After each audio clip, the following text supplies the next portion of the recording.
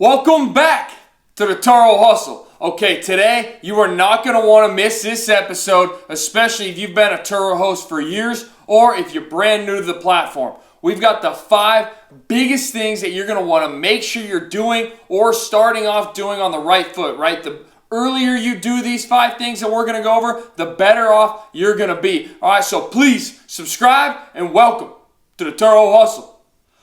All right, so our first big mistake was the first car that we bought, which was strictly for Turo. We purchased straight off the dealership lot. Right now, we bought a 2023 Toyota Highlander, and we purchased that straight from Toyota. Now, as soon as we got in the car and drove it off the lot, we lost roughly $10,000 in value.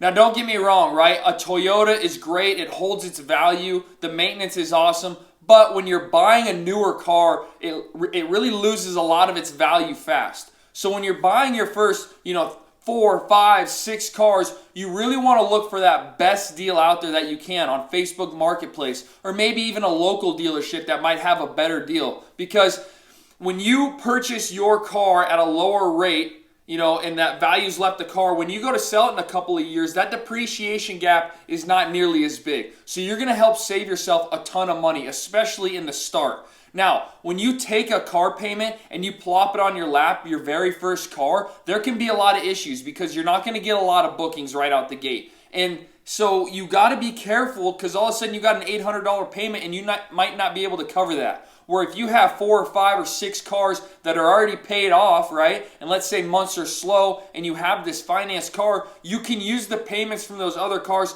to help pay this one off and support it, right? You do not want to over leverage yourself with too many financed cars.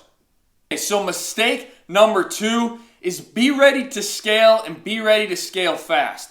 Because when you get your first car on the platform, right, you're going to cover the monthly payment. You get car number 2, you're going to cover the monthly payment, maybe your insurance, right? Car 3, you might have a little bit left over. But car 4, now that's where you really start to see that turn, especially if you're paying for these cars cash, right? Car 4 starts building enough money to where you can take a little bit of money out and help pay off the 5th car. Now you got 5 cars and you can take all that money and buy the 6th car. You really want to make sure you're reinvesting all of your profits back into Turo and then taking that money and using it to scale and buy more cars. Because the faster and quicker that you can scale, like we talked about, you want to have a dependable and repeatable system, and this is part of that system, and you are going to see the profits grow exponentially and raise faster than your competitors out there, especially if you're doing things the right way and buying the right cars. All right, so like we said, mistake number 2 was scale and scale fast.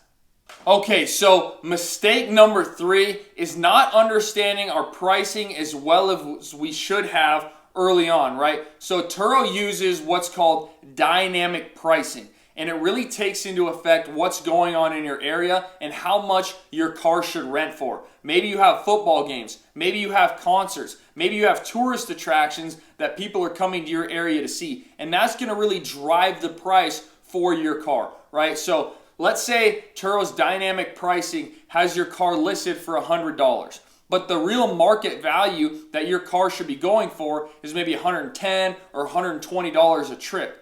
Right now, that might not seem like a lot, but you add that up over 30 days just for one car. Maybe you got 5 cars, right? So for one car, it could be $300, could be $600, who knows, right? And you multiply that out by 5 cars, you're leaving a lot of money on the table. Now, you can go in to Turo's dynamic pricing and you can adjust those prices yourself, either up or down. But in order to do that, you really need to understand the market around you, right? You need to understand who's coming to my area. Why are they coming to my area? What cars are they renting? How long are they renting them for, right? All of these combined together will help give you a competitive advantage and some insight into your pricing. All right, so that's mistake number 3, and let's go on to number 4. Hey, if you guys are brand new to the Turo platform or you've been a host for years, make sure you check out the links below because we've got a ton of tools that help you guys be more efficient in terms of time and money, right? And that's the name of the game. And if you purchase through those links, it's not going to cost you guys anymore, and you're going to help support our channel and let us grow. So we appreciate everybody being here, and thanks a bunch. And let's hop back into this video.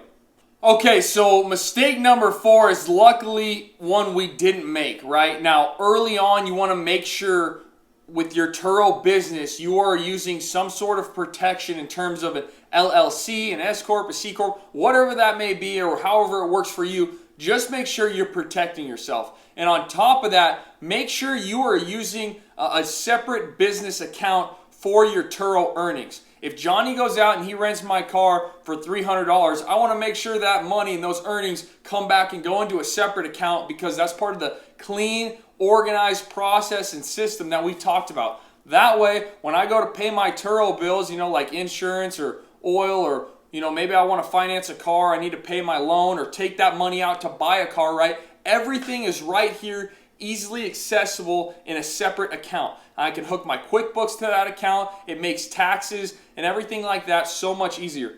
So make sure you're protecting yourself with some sort of corporation, and you are keeping your finances clean and separate in its own business account, right? So let's go on to number 5.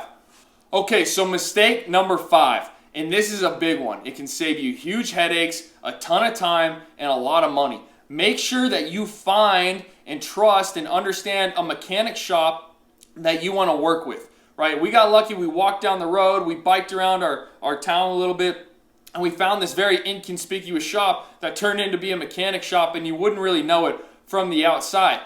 All I'm saying is that saves us a ton of time and a ton of money. He calls around, finds us the best deals, right? We know him by name. He cuts us deals because we bring him so much business, and this can really help propel your Turo business, right? Because you're cutting back on costs. And on top of that, if we have a trip in a couple of hours, man, he's right down the road, 2 minutes away. So make sure you explore your options and make sure you're finding the right mechanic and the right mechanic shop that is going to treat you well. Please subscribe, comment, like, and get notified. And thanks a bunch for being here, and staying tuned to the Turo Hustle.